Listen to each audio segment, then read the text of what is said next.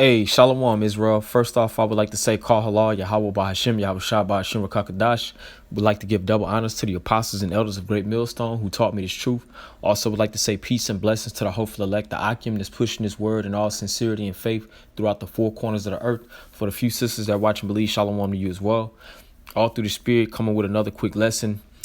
Just a quick personal testimony. I was leaving the plantation today, and I work on the second floor, so I caught the elevator, downstairs on my way out, and it was a few people on the elevator, and I was kind of positioned towards the back. So, as the elevator goes down, the door open, I just allow people to get off like you normally would do because they're in front of you anyway. But then it was this Edomite or so-called white man, which I perceived through the Spirit was an Edomite. He was in the elevator. It was us two basically left.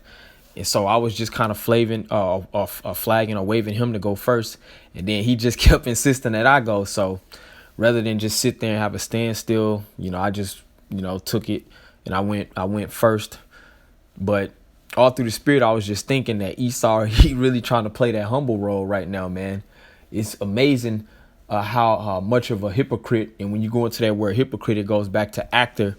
It shows how good of an actor Esau is, man. He's always trying to change different roles. One day, he's the victim. One day, he's playing the humble role. When we know historically, as a nation of people, we know what their track record is. I don't have to go into the laundry list of atrocities that they've committed against humanity and against just this earth as we know it. But that's what we're going to start seeing as well on the flip of the coin, because we know that the scriptures tells us in Revelations, the 12th chapter is talking about mainly the elites when it talks about Satan having great wrath because he knows that he has a short time. That's why he's going to come down and put holy hell on the men of the Lord. But just the regular Joe Blow, average six-pack so-called white people are Edomites, man. They trying to play that humble role because we in the Jake over. Jake is everywhere. Jake's spirit is really flourishing throughout the earth. So a lot of these Edomites, man, that are really just average Joes, they trying to play the humble role. You got some proud. It's exceptions to everything, but I'm just seeing a change in the course. So I just want to speak on it. Even though they play the humble role, you always got to beware, man, because at the end of the day, they still the enemy. They still the wicked that the scriptures talk about, So this is just something to always be mindful of. Don't get too comfortable and get caught off your guard. And that's not to say that you can't be polite and cordial in certain situations, but you always got to keep your guard up, man, for the devil. So without further ado, I'm gonna just read a few scriptures here. I had the first one. I'm in the Apocrypha in the book of Sirach or Ecclesiasticus, the 12th chapter. I'm here in the 10th verse. It says, never trust thine enemy. It says, never trust thine enemy, for like as iron rusted, so is his wickedness. So for sure, if you put water or wipe off rusted iron for a matter of time, or only after a matter of time, that rust gonna come right back. So no matter how humble Esau tries to portray himself, no matter how trusting he tries to portray himself to be, no matter how innocent he tries to portray himself to be, at the end of the day, he's the enemy for one. So-called black man, so-called Latino, so-called Native American, you do have a natural born enemy in the earth. And that enemy, he just so happens to be the wicked that the Bible speaks of, Job 9:24. And various other scriptures qualify the man of sin, the nation that's referred to as the wicked according to the Bible. It's the nation of Edom, you so-called white people today.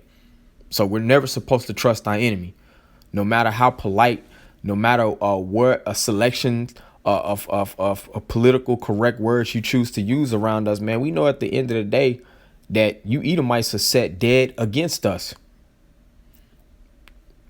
Verse 11, it says, though he humble himself and go crouching, yet take good heed, like the Edomite on the elevator, man. Even though he was trying to make it seem like he was the most polite person on the planet by allowing me to go through the elevator doors first. And, in all actuality, if he could have it his way, he would probably try to come up against me, or rather just not have me in the picture, you know, at the end of the day. And I know this is just a small thing. This is just a thing that we all have to go through day for day.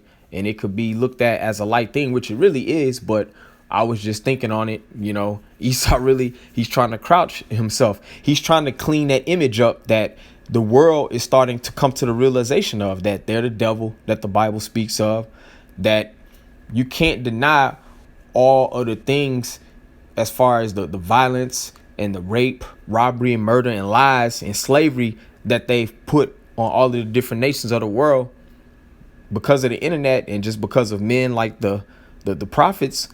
People are starting to wake up to these truths. So within that, Esau, he's trying to clean up his his persona. So that's why he humbles himself. It says, though he humble himself and go crouching, yet take good heed and be aware of him. So even though Esau, he comes a certain way, he might give you a pat on the back, a high five, and a handshake if you do a good job. He might compliment you. You know, he might just give you all those sweet lullabies of flatteries, man, to try to make his image look good, like as he's a wholesome, clean, righteous, you know, person that everyone can get along with. You always have to take good heed and beware of him. It says, and thou shalt be unto him as if thou hadst wiped a looking glass, and thou shalt know that his rust hath not altogether been wiped away. So that wickedness, no matter how they portray themselves to be as being very polite, very generous, very helpful, deep within their core of their spirit, they're wicked, man. So we always have to be aware. We can't get too lax and in a comfort zone, you know, around these devils, man. They're always looking to trap you up wherever there's an opportunity. And also, too, for brothers that have to deal in a certain situations around Edomites, don't be exposing too much about your character to them, man, because Esau, they're leeches. They can try to use certain things that are truthful within your character to try to turn it up against you, you know. So you always have to beware and take heed of the wicked, of the devil that the Bible speaks of, man, because right now we're still in his kingdom. He's still ruling, even though the tide is turning, so to speak, and starting with Jake waking up to this word as the transition comes closer for Yahweh Shah to return and take down this kingdom and set up the kingdom of heaven, man. He's still ruling at this appointed time, so you always have to beware and take heed. Let me get this real quick. I'm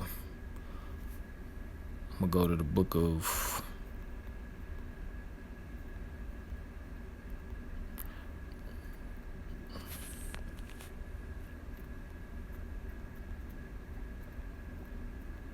Salakiakim.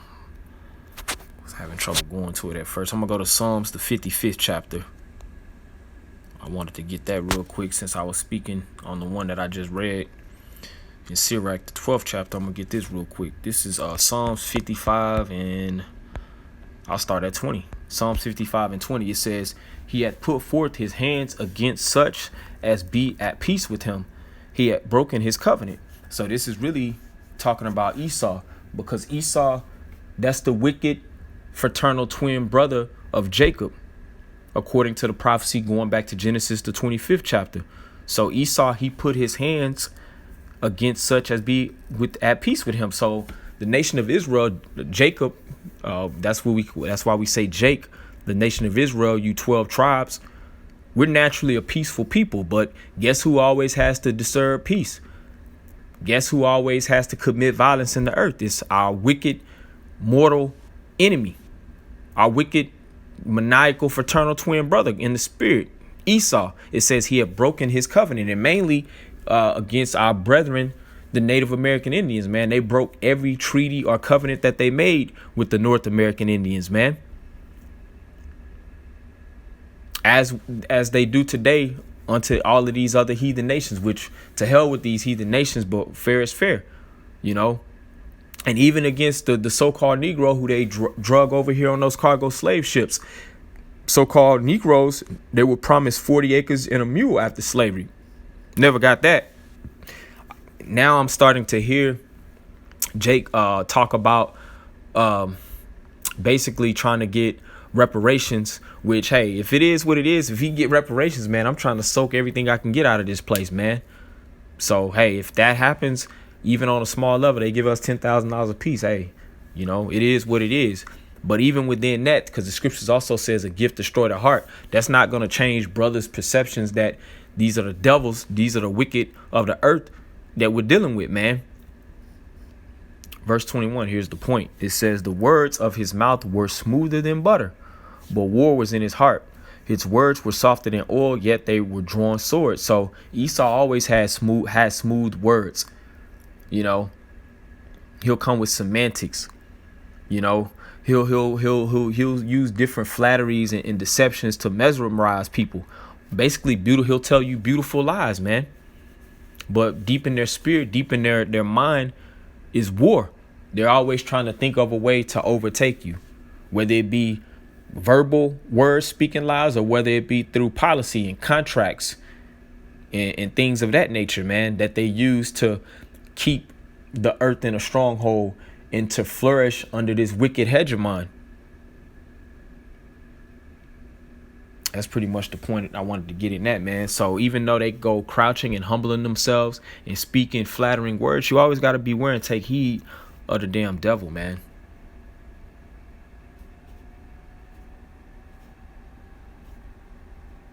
Because our enemy Esau, he doesn't have our best interests in mind, man.